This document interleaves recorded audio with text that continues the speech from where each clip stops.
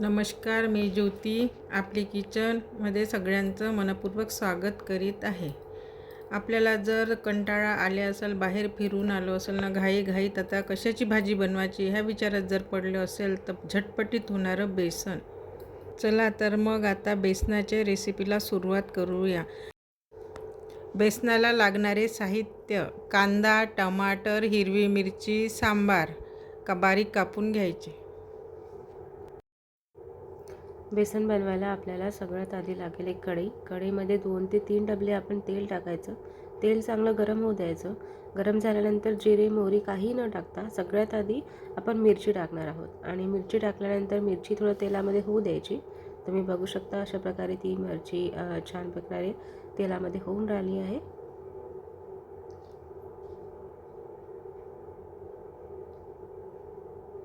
थोडंसं छानसा स्मेल पण यायला लागतो आपल्याला मिरचीचा तेलामध्ये तळल्यामुळे. त्यानंतर आपण थोडंसं सांबार आहे तो थोडासा सांबार टाकायचा. पूर्ण नाही टाकायचा. बाकीचा सांबार जो आहे तो आपल्याला बेसन झाल्यानंतर त्यावर टाकायला लागेलच. आपली मिरची झालेलीच आहे ऑलमोस्ट.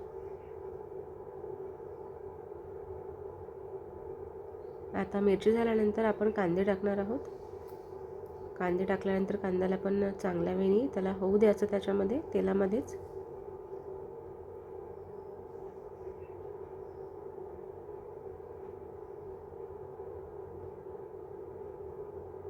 मीडियम गॅसवर पूर्ण आपलं कांदे होऊ द्यायचे. त्यानंतर आपण ही कस्तुरी मेथी आहे ती टाकून द्यायची थोडीशी. जोपर्यंत कांदे होत आहे तोपर्यंत आपल्याला हळद पण टाकायची आहे. थोडीशी हळद घ्यायची आणि ती टाकायची. त्याला पण तेलामध्ये छानसं होऊ द्यायचं.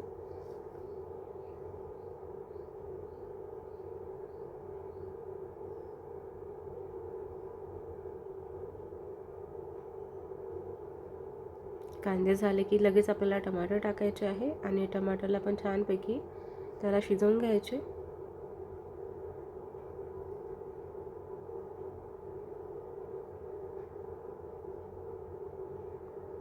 टमाटर टाकल्यानंतर लगेच आपल्याला मीठ पण टाकायचं आहे जेणेकरून मिठासोबत टमाटर छान प्रकारे शिजून बाहेर निघेल.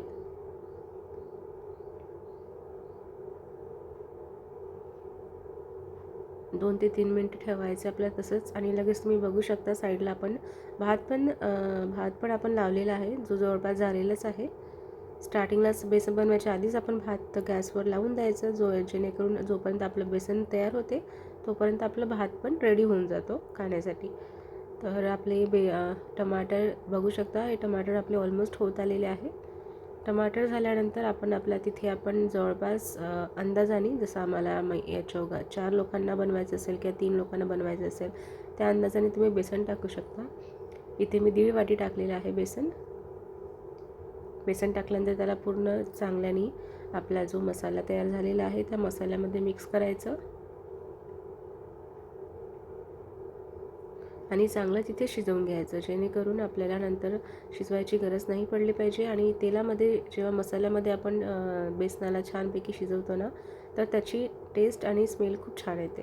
सो टेस्ट बेटर करायसाठी आपण त्याला अशाच वेळी कोरडं याच्यामध्ये असतानाच त्याला छानपैकी शिजवून घेऊ.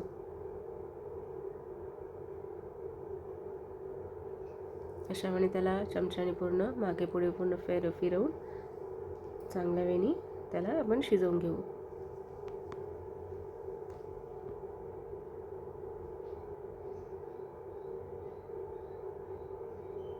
शिजवून झाल्यानंतर आपण लगेच त्याच्यामध्ये पाणी सोडणार आहोत. खूप सारं पाणी एकसाथ नाही टाकायचं. थोडं पाणी टाकायचं जेणेकरून जे गुठले आहेत ते नाही बनल्या पाहिजे. आपलं जे बेसन आहे ते चांगल्या प्रकारे पाण्यामध्ये मिक्स झालं पाहिजे. त्यामुळे थोडं पाणी टाकायचं. त्याला फिरवत जायचं चमच्याने. त्याला मिक्स करायचं. पाण्यासोबत पूर्ण मिक्स झालं पाहिजे आणि मग पुन्हा टाकायचं पाणी. अशा वेळी बघू शकता.